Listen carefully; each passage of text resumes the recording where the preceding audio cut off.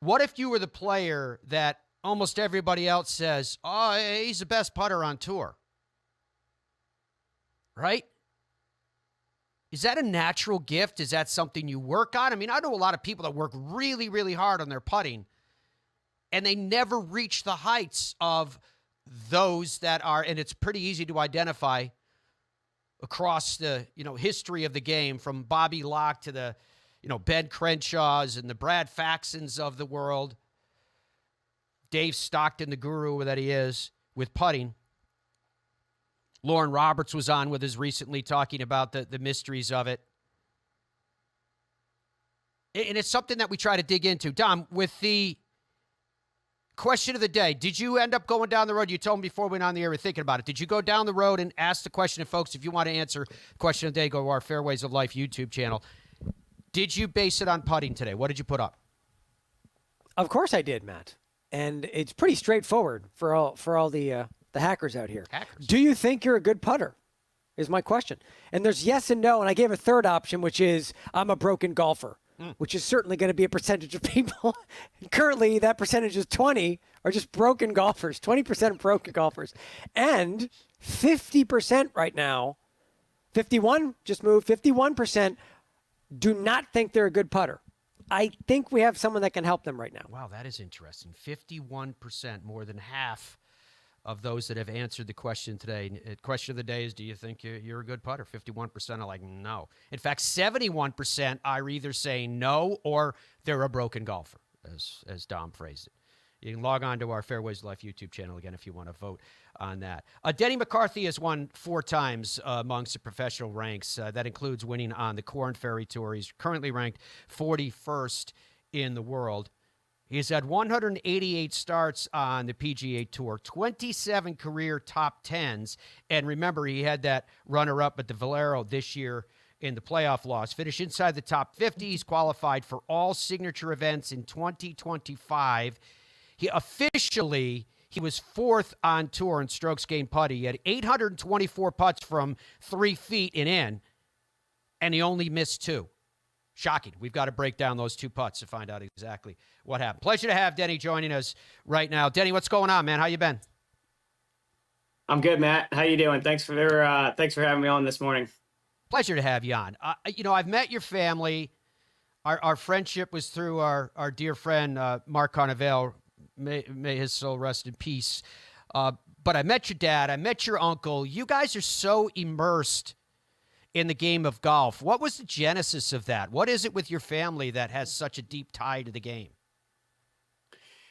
Yeah, I think my dad's dad, my dad and his brother, my Uncle Mike, my Uncle Kevin, their dad, kind of got all of them into the game. And so they grew up at the same club that I grew up at, Argyle Country Club, in Silver Spring, Maryland. And that's kind of where I grew up in diapers, running around, learning how to play golf. My brother and I, our cousins, we had a great junior program up there. We had a bunch of friends. So summertime came around, we got dropped off and ran around and played golf. Went to the pool, played tennis. The next day we played tennis, pool, golf. We're just up at the club running around, and we had a great crew to, make it enjoyable. I was very competitive growing up. I played a lot of different sports. So I found a way to make golf really fun and creative at an early age, always, playing closest to the pin contest, putting contests, you name it. Just trying to kind of get into competition mode, game mode, fun mode, and finding ways to just enjoy it and love it. All right, so I want to go down the road with that in just a second, but because you talked about your prowess as an athlete and your competitiveness in different areas, Andrew, do you have the video from Georgetown Prep? I don't know what year this is, Denny. You could tell us. Yeah, this is my junior year of high school. It's like a rival game at Georgetown Prep versus Landon. Both of us had a really good team. This was at Georgetown Prep. This was a home game for us. I turned around there. That was our student section. They were going bananas. I made a 3 right in front of them.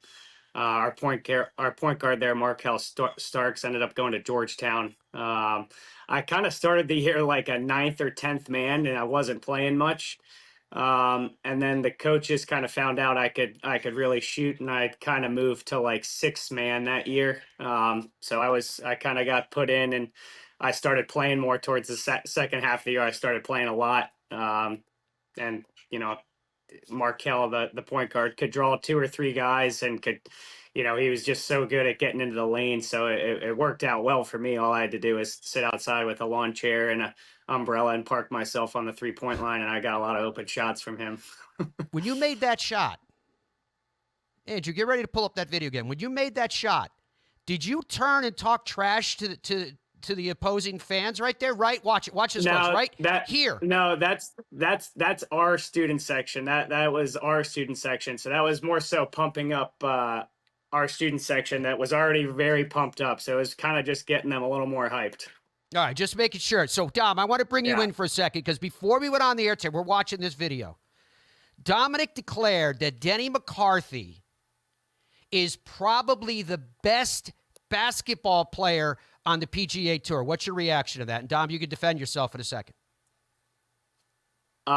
I don't know about overall basketball player. Maybe the best shooter. I don't know. I haven't played. It's not like we're out there, on Tuesday afternoons after we leave the golf course. We're not going to play pickup. Although that would be a lot of fun. That would probably be a really dumb idea. I actually just saw Gary Woodland yesterday, so I'm not going to claim that I'm a better basketball player than him, because if we played a game of one-on-one, Gary's got a little bit of height and a little bit of weight on me, so I'm not gonna claim that I could beat Gary one-on-one, because he could probably back me down in the lane and score pretty easily if I had to Tony guess. Finau, I was thinking about. Okay, Dom, come on in. I realize that Denny is your spirit animal because of the way you love that he can shoot the basket. I was going to actually bring up Gary Woodland because of his time at Kansas. He's obviously a very, very good basketball player. But I think, and Denny would remember, was it last year or 2 years ago? The PGA Tour did some shoot-around thing. It was like you and Mark Hubbard and Sahith Theegala and I think a few other guys. And you were roasting all those guys. And it seemed like some of them had not seen you before play. So you go out there, you knock down 3 or 4, and a couple of the guys are like, oh, we're going to have a problem here. Yeah, they were. We had been. Harris English set it up. We were trying to set it up, and I was like, I can shoot. He was like, let's do a 3-point contest. I was like, okay, I'm looking forward to that. I can make some threes, and they were like, okay, whatever. And then we got in the gym and we started shooting. I shot the ball well that day. And they were like, wow. I mean, you said you could shoot, but man, I had to see it to believe it. Yeah, I think he's talking himself down, Matt. I think he could beat Gary Woodland one-on-one. I would pay to watch that. Yeah, I'm just saying. Put it on PGA Tour Live. I was just going to say, we need to have a follow-up show because Denny's phone right now is exploding with text messages going, come on, from all the different players. Let me ask you this, though, Denny. When you're talking about being an athlete, and you have that touch from the 3-point line or whatever it is, however we define it, tennis otherwise, now we're talking about hand-eye coordination, about seeing the shot, executing the shot. Is this the same skill set for you when it comes to putting? I believe so. Yes, I think a lot of that is incorporated into my putting. Kind of trying to be reactionary, trying to be an athlete, trying to use my instincts, my feels. My instincts and feels are really good. So when I'm trusting those, is when I'm at my best, and it's almost like I'm trying to make the putt without trying to make the putt, if that makes sense. I just get so immersed in my own little world. I've already kind of taken everything into account, and I'm just like so into the spot I've picked, or the arc, the curve that I see around that spot, and it's I'm not standing over a 10-footer, cup out, being like, I have to make this putt. I have to make this putt. Yeah, I'd like to make the putt, but I'm focused on how I'm basically just going to hit the putt and where I'm hitting it. And I've already kind of taken all that into account to make it. So it sounds a little weird to say, but I think it's important that, you start hitting those good shots, and they're close shots in there. You don't want to put too much pressure on yourself. Like, I have to make this putt. You just go through your process, trust your instincts, let it fly. and once you hit it, there's nothing you can do about it. So really commit to the spot you've picked, let it go and move on. Sometimes it's a lot easier said than done. Golf's a very difficult game that we play, but I try and do that as much as possible. Oh, this was Patrick Cantlay at a junior clinic. It was a clinic that he was holding in California for junior golfers. And this is what he had to say unprompted about putting and about Denny specifically. So Denny McCarthy, any of you familiar with Denny McCarthy? Yep. The best putter in the world, bar none. Not even close. He led putting twice on tour, finished top 5 one year, finished top 10 the next year, okay? And he thinks of putting as very, very simple. He lines it up and tries to stripe the line and tries to get really good at hitting at the speed he wants and striping the line and reading the greens correctly. How simple can it be? So he had a friend who was putting poorly, and he said, line it up. So he lined it up with the big black line that goes across the ball, and the guy hit putts, and he kept hooking the putts, okay? Denny told him to go hit slices for 30 minutes with his putt. So he just walked around the putting green and sliced it for 30 minutes. Came back 30 minutes later, lined it up and said, okay, just putt. And he rolled it, striped it. So Denny would say that's the best practice you could possibly do. Okay, so Patrick Cantlay himself saying that it's not even close that Denny McCarthy is the best putter in the world, courtesy of the Golfers Journal, that video. Here we are looking at those stats that Patrick Cantlay was referencing. In 2019, he was first on the PGA Tour. In 2020, first the PGA Tour, plummeted in 2021. We got to dig into that. 22nd on the PGA Tour. In 22, back up to second. In 23, he's third. In 24, he's fourth. Total putting, second on tour. Putts per round, second on tour. Overall putting average, third on tour. Putting from 3 feet, shockingly missed 2. As Denny McCarthy is our guest. Denny, what's your reaction when you hear from someone of the stature of Patrick Cantlay in the game telling a bunch of kids that you are, bar none, not even close, quote, quote, the best putter in the world? Yeah, I mean, that's a great compliment. I've gotten to know Pat a little better over the last couple of years. He lives down here in Jupiter, Florida. So that was probably around a time when we were playing some rounds together, and he was picking my brain a little bit. And yeah, I mean, you hear him explain it. I try and keep it pretty simple. If I saw that from someone, if they were hooking their putts, it makes sense to counter that a little bit, right? Like if you want to hit it down your line, to get that feel, you need to counter it. You need to go the other way a little bit, and then you go back to just hitting putts normally, and you're going to be more coming into the ball more square. So that's kind of what I'm always kind of tweaking here and there. It's almost like a trial and error process for me. I've come up with the system that really works for me. Call it 10 to 15 years ago, where, I like to use the line on my ball. I train by, hitting a lot of putts in close and seeing that line roll end over end. So I know my face is coming in square. And then from there, I take it to putts around the greens or when I get on the course. And from there, I'm kind of just picking spots that stand out in, anything that stands out in my eyesight, that's along the curve of my putt, whether that's a ball mark, a discoloration of grass, something that stands out to my eye that I can use to line up my ball basically. And then I kind of see the curve or the arc of the putt around that spot or on that spot or underneath that spot.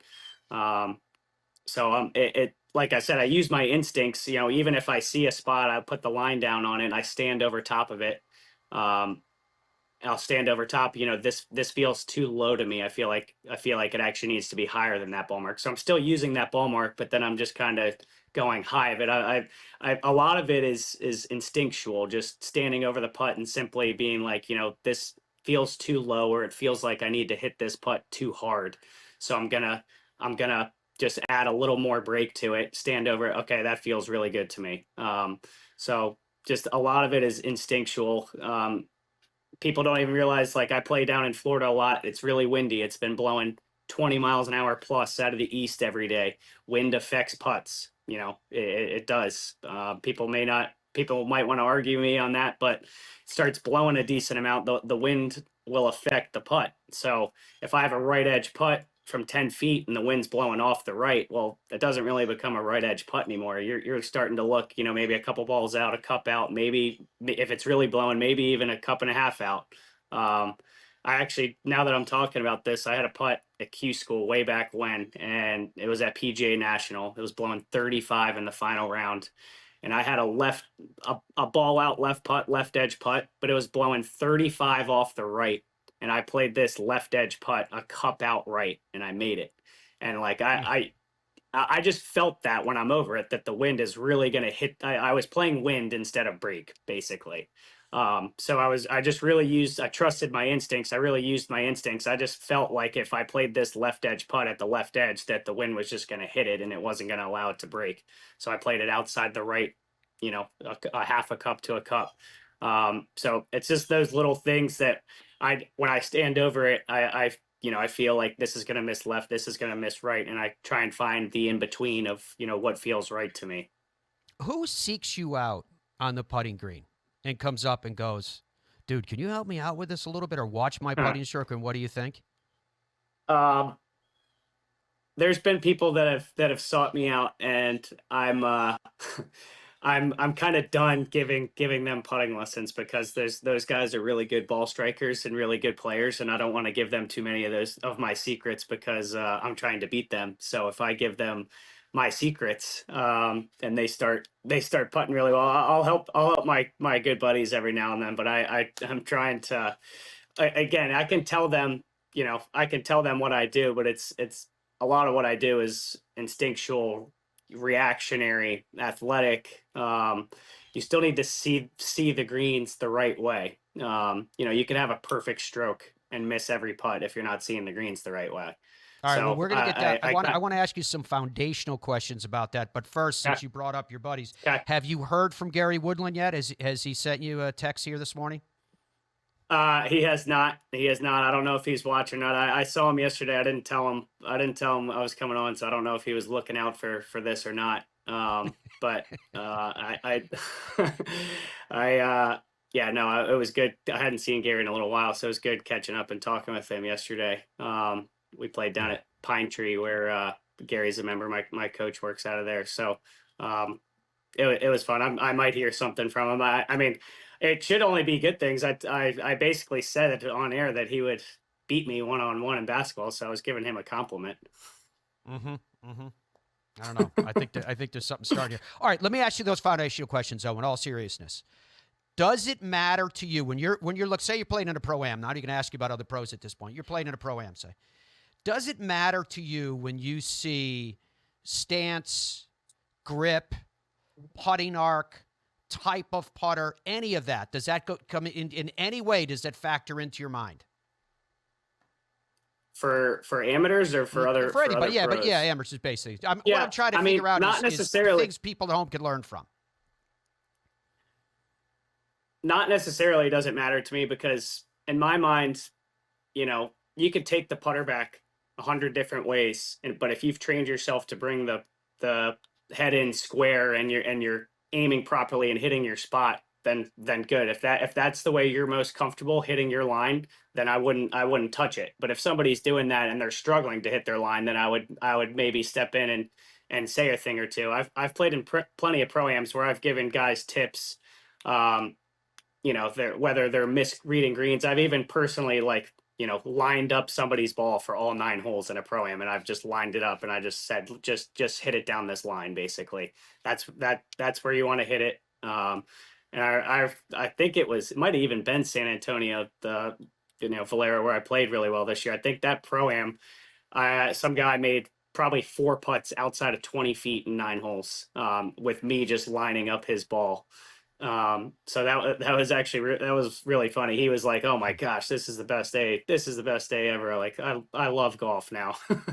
And So I think it depends. If somebody has their own unique way, but they're hitting good putts, they're hitting their line, they're doing good things, their speed's good, then there's no need to touch that really, because it seems like they've got a really good grasp and feel on how they own their own putting style. But it doesn't have to be a certain way. For me, I have my certain way. I found out what works for me. I think it's just everybody's a little different. You need to find out what works best for them. I pick spots along the way, typically halfway point or sometimes even closer to me, to kind of see the arc of the putt. Some people might not see that as well. Some people might see something even closer. Some people might like, okay, this 20-footer is 2 cups out. Maybe they draw a direct line 2 cups out and just move it over from the hole, and maybe they see looking they might see looking at that better than tracking something along the way. It's just they need to figure out how they see it the best, what works best for them, basically. Yeah, you mentioned earlier, you used the phrase of reaction to target in reference to being a multi-sport athlete and how it translates from whether you're trying to make a basket or whether you're trying to make a putt or what have you. So, are you one when you're going through this whole process and you have your putter down, you're about to go? Do all technical thoughts leave your mind at that point? Are you ever thinking about technical execution, or is it simply reacting to target then? Yeah, simply reacting to target. I do my 5-10 minutes on the putting green every day of, I guess you could call it technical work. I don't really think of it as very technical. It's just kind of finding my feel for the day, and it's something you know, that I always do. It's just to kind of recalibrate every day. And then once I get out on the course, and start hitting putts, I'm simply reacting to target and the spot that I've picked, and all mechanical technical thoughts go out the door. Tom, any change in the question of the day? Go to our Fairways of Life YouTube channel. You can weigh in. The question was, if I remember correctly, was simply, do you think that you're a good putter? What are the people saying now? Yeah, I guess apparently Denny can just talk and he fixes people, because now it's 52% are saying, you know what? I can do this. Good. I mean, it probably, I can do it. Yeah, Denny, it probably shows you that feeling like you can make the putt, visualizing that you're going to make the putt probably plays a pretty important role in building up your confidence that you can actually do it. Is that true? Yeah, definitely. I mean, I think a big part of the reason why I'm a good putter is because I feel like I'm going to make it. I have the mentality. I've kind of gone through the steps in the process that I'm going to make this putt. It doesn't matter if it's 5 feet to me or 50 feet. Like I'm trying to make the putt. Now that doesn't mean I'm going to try and make this 50-footer and knock it 10 feet by. I'm still trying to make it with, the least stress possible and with the proper pace. But I've kind of gone through the steps to hit the putt like I'm trying to make it. So it's a lot of it's a mentality and a mindset for me. Also, kind of I've said it before. It's kind of like playing defense in basketball. You might not be the biggest or tallest guy, but you can put a lot of effort into still playing some good defense. So back in the day, as you well know, the cliche used to be drive for show and putt for dough. But when we look at the modern game right now, Scotty Scheffler, even a Rory McIlroy, Colin Morikawa, I could go on and on. It seems as though it's now ball strike for dough and putt for show. Has the balance and the importance of putting switched in the modern game? I don't know if it's switched. I think it's driving is very important on tour. There's a lot of obviously hitting it far, you're always going to have an advantage. If you can hit it far and straight, you really have an advantage. And then if you could take advantage of that and hitting quality wedges, short irons, and then you get into mid. You don't need to be perfect with the mid to long irons, but if you're really sharp with your scoring clubs, your attacking clubs, call it 8-iron and in, you can do a lot of really good things in golf, and especially on the PGA Tour. So that's an area of the game that I've improved in a lot. I'm still always working on it. I'm always trying to improve. For example, yesterday I played a round of golf. didn't really like how I drove it. Came home for a couple hours. It bugged me a little bit. I went back out and tried a few things and felt like I found something last night before sunset. So um, I'm always trying to find ways to get better. And obviously the, kind of the strokes gained approach and driving are things that I'm trying to, catch up a little bit to my putter. If I can, I don't need to be perfect, but if I can be consistent, most weeks and just giving myself good quality looks, I'm gonna play some good golf. So um, I'm always working on it. I've gotten a lot better. My coach and I have put in some really good work over the last 3 or 4 years, and it's getting there. At times it feels really good, at times it doesn't. Just got to try and make it feel really good a lot of the time. Yeah, you're willing to visualize a putt going in from anywhere because that's your nature. Are you willing to have that same visualization in terms of breaking through and winning on the PGA Tour? Are you close? Yeah, I mean, I've given myself a number of good opportunities over the last couple of years, and just haven't quite knocked the door down. I was kind of on the outside looking in at San Antonio last year. I went on an unbelievable run on the back nine on Sunday to give myself a chance. I played some really good golf that week. That was probably some of the best golf I played all year. It was some windy, tricky conditions early in the week that I fought through and played really well in. Obviously, Memorial a couple years ago, I played really well throughout that week. I like that style of golf, more U.S. Open. Pars are really good kind of golf, but I can play birdie golf too. I'm not a one trick pony. I feel like when my game is in a good spot, I can make a lot of birdies. And if it's a really hard golf course, I know how to manage my game around the golf course. I think that's probably the best part of my game is how I think around the golf course and how I manage my golf game and how I just score the ball basically, not trying to become too perfect and think about golf swing. It's kind of just, even when you don't have it, how can I scrape it around today and still shoot 2, 3 under par and give myself another chance to fight another day, find something on the range later that day, and then come out the next day and find a way to, you know, be better than yesterday. And, maybe the next day I'm firing on all cylinders. So it's kind of like a survive in advance. Some days you just need to scrape it around, score the ball. And sometimes those are some of your better rounds. Sometimes I have rounds where I feel like everything's really good and I don't get a great score out of it, but that can just be golf. Sometimes like I said earlier, it's a really hard game. We only have about a minute and a half left here with you, Denny, but you've got a great team around you.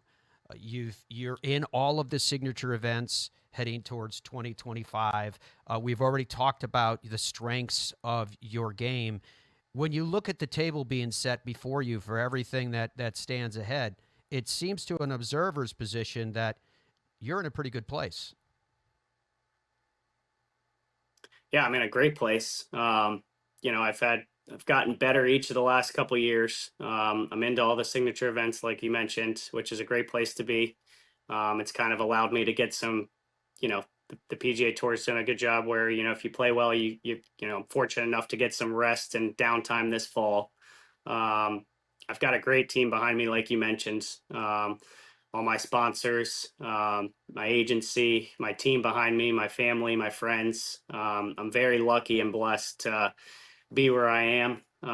It's not just me playing golf. There's so much that goes on behind the scenes. My wife's been such a rock for me. She's super supportive, and she allows me to be able to go out and do what I do. And at the end of the day, all I have to do is go play golf because everyone's done such a amazing job of putting me in this position. So yeah, I'm very lucky. The journey's not over. I look forward to getting better and hopefully knocking the door down here soon and maybe have some victories and many more to come.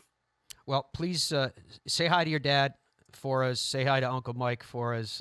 Wish everybody the very, very best. And coming into the festive period, we wish you guys the best through the holidays as well.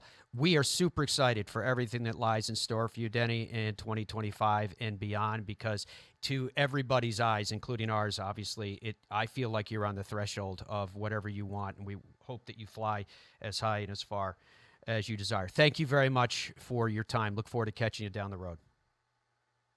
Yeah, thanks for having me on, Matt. Really appreciate it. It was good to see you.